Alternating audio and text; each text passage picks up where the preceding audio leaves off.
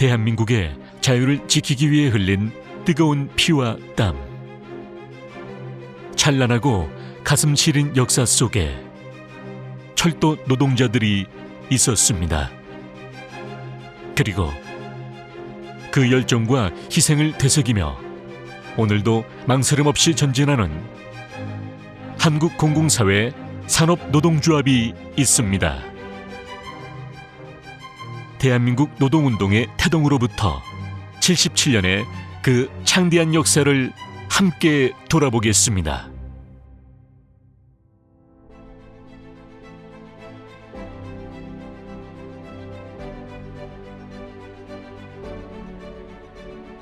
(1945년 8월 15일) 해방 이후 1945년 11월 5일 좌익계에서는 모택동, 김일성을 명예의장으로 한 조선노동조합 전국평의회를 결성하였습니다. 우익민족진영에서도 1945년 11월 20일 대한독립촉성 철도용산공작소 지부연맹을 결성하고 다음날 이승만 총재, 김구를 부총재로 한 대한독립촉성 전국청년총연맹을 결성하였습니다. 철도용산공작소는 영등포, 지금의 한국노총 서울지역본부 일원에 위치하고 약 1200명의 철도 노동자가 있었습니다.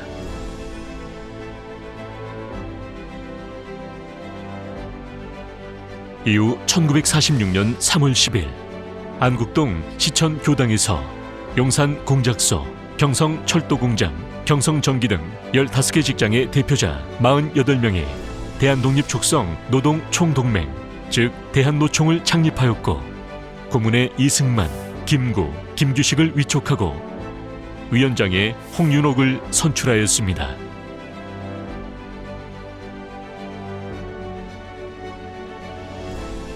(1946년 5월 12일) 경성철도공장 지부연맹을 창립하면서 전국으로 조직을 확대해 나갔습니다.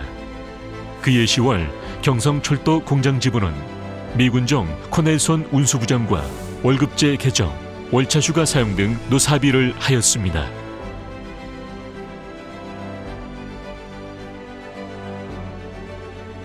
(1947년 1월 18일) 전국지역 대표가 모여 운수부, 철도연맹 창립대회를 개최하고 위원장에 오차진을 선출하였습니다.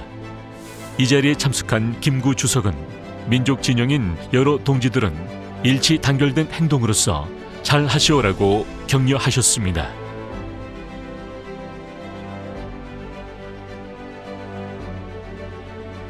(1949년 10월 20일) 순천지구에 파견 활동 중이던 청년부장 정왕봉, 청년차장 박종화가 순천역 광장에서 여순 반란군에게 총살되면서도 대한노총 만세를 외쳤습니다. 두 동지의 영구는 건국 후 최초의 사회장으로 엄수되었습니다.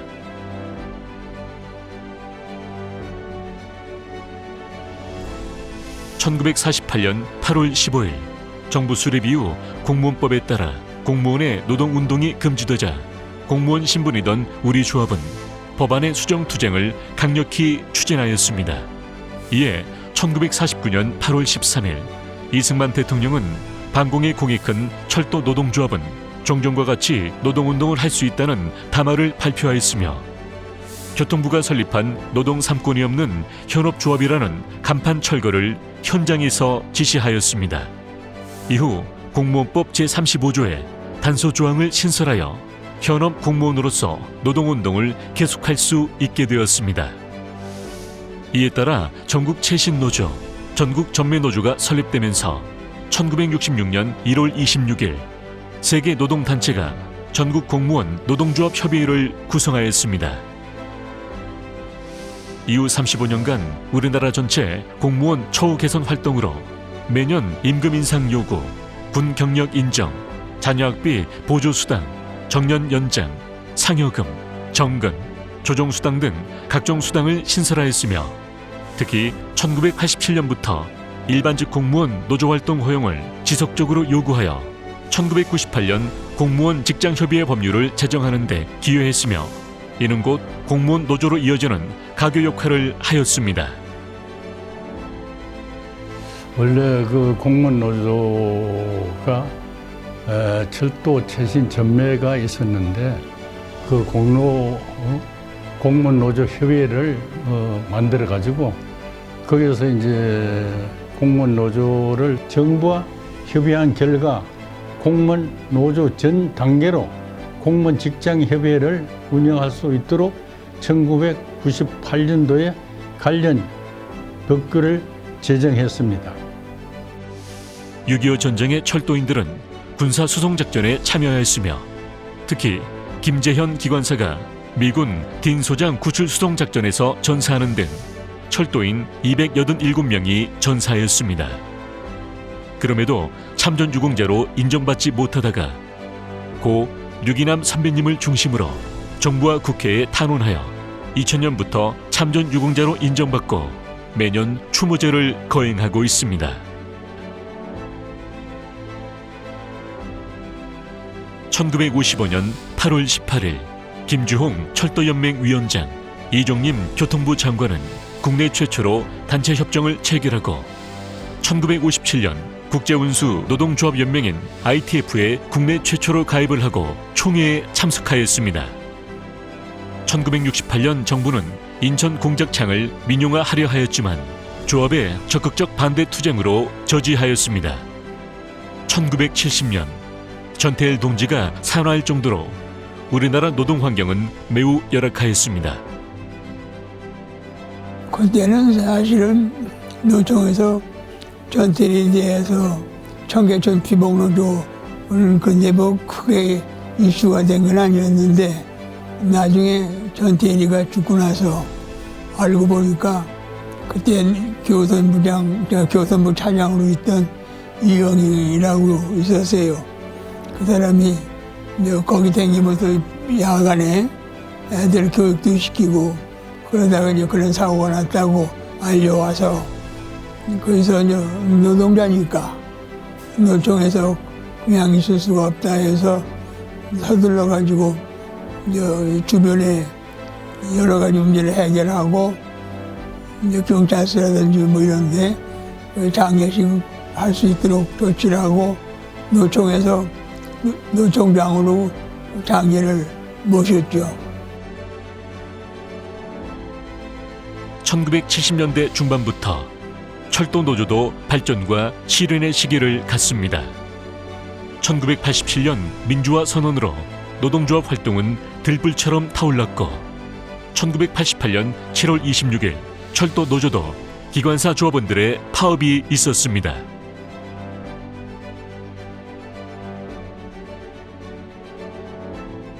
(1995년에는) 1989년에 제정한 철도공사화법 폐기를 위해 대국회, 대정부 활동을 활발히 하여 그 결과 국회에서 스스로 법을 폐기토록 하였습니다. 1995년도에 들어서서 철도 노조 조합원들 전체가 철도 공사화를 원치 않았습니다. 그 결의를 수행하기 위해서 당시 조병학 위원장님, 박성진 실장님, 고시재 공매회 간사장님 다 같이 활동을 해서 여야 정책위 의장을 만나고 국회의원 한 50여 분을 만나서 철도 공사법 폐기에 대한 논의를 전개하고 설득을 했습니다. 2000년에는 IMF로 인한 민영화와 정원 7,400여 명을 감축하는 철도 구조 조정의 1년의 투쟁과 협상으로 민영화를 저지하고 단 한 명의 강제 퇴직자 없이 노사정위원회에서 협상을 타결하였습니다.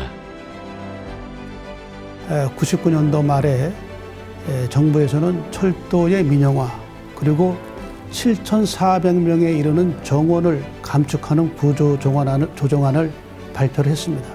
그에 대해서 우리 철도노조는 협상과 투쟁을 1년여 동안 해왔습니다. 그 결과 민영화를 저지시키고 단 한 명의 강제 퇴직자도 없이 노사정위원회에서 협상을 타결한 바 있습니다. 또한 철도노조 창립 50주년을 기념하여 1997년 1월 18일 철도 50년사를 출판하였습니다.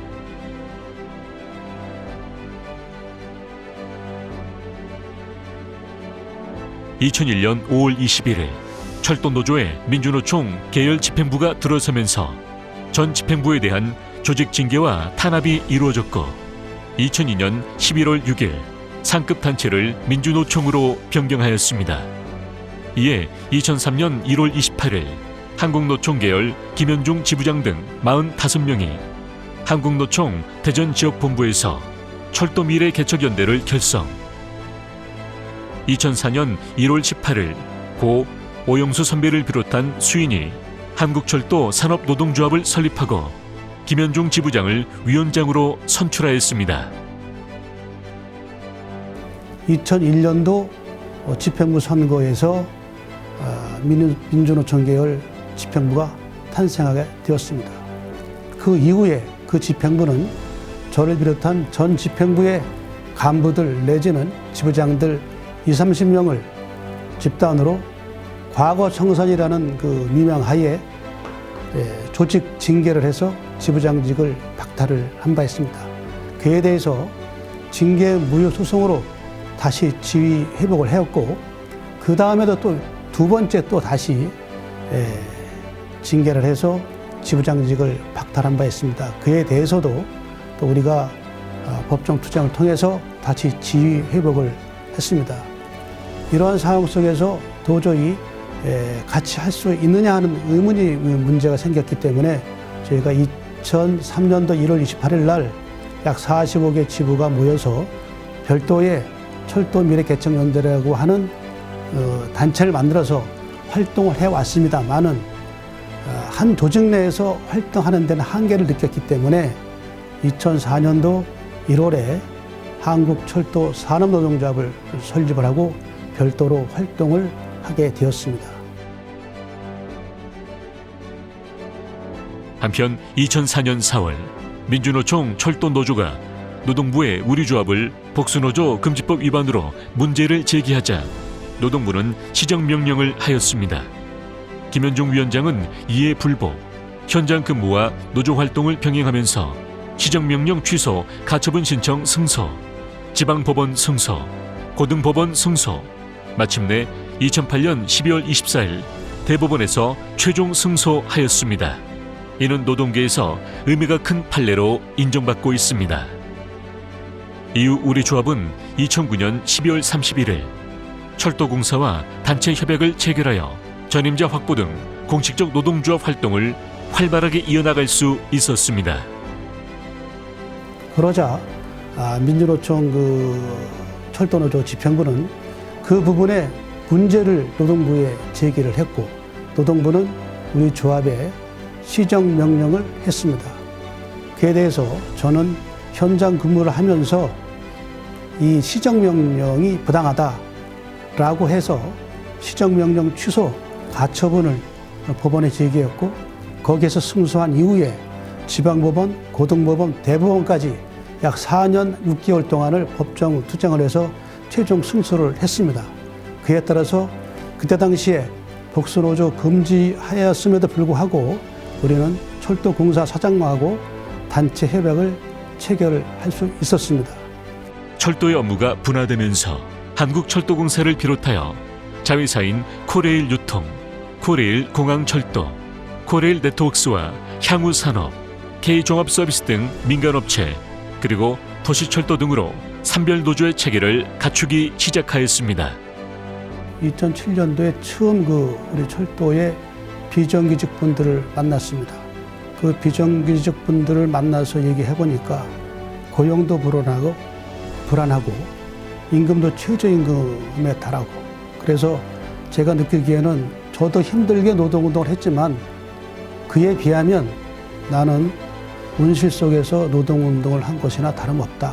철도 산업노동조합을 만들고 현재 공공사회 산업노동조합으로 활동을 하고 있는 것은 우리 철도가 우리나라 노동운동의 뿌리고 정신이기 때문에 그 부분을 이어서 계속 발전시키기 위한 소명의식으로 지금까지 한 계단 한 계단 앞이 보이지 않는 안개 속이었지만 컴컴한 터널 속이었지만 한 계단 한 계단 올라오다 보니까 지금까지 왔다고 생각하고 그동안 많이 협조해 주신 동지 여러분 또 선배 여러분께도 감사의 말씀을 드립니다.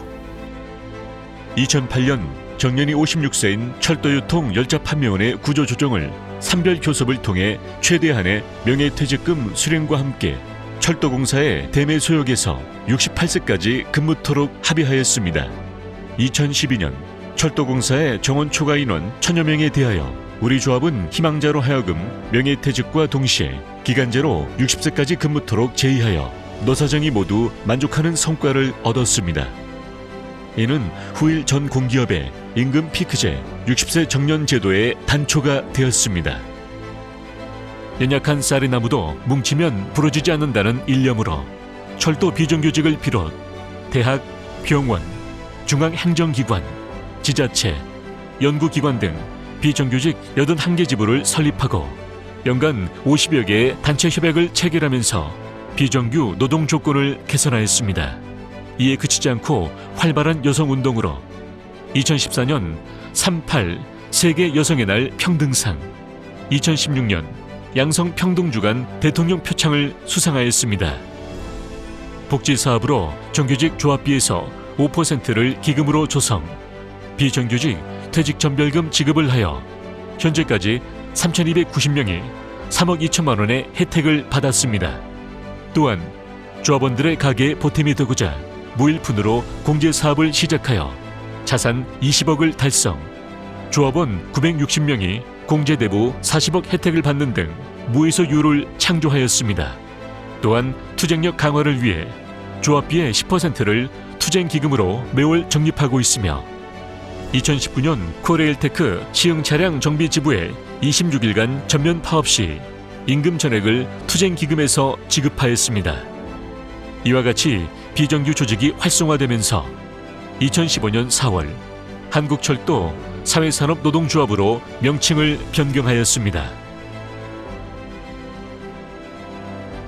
이어 2020년 6월 3일 공공부문의 공무직과 민간부문 비정규직 모두를 아우를 수 있는 산별노조 구축을 위하여 한국공공사회산업노동조합으로 명칭을 변경하였습니다. 당시 코로나19로 사회 분위기가 전반적으로 위축되었음에도 불구하고 우리 조합은 현재까지 200여 개 지부 3만 명의 조합원으로 증가하여 역사를 이어가고 있습니다. 조합원에게는 진실을, 노사 간에는 신뢰를,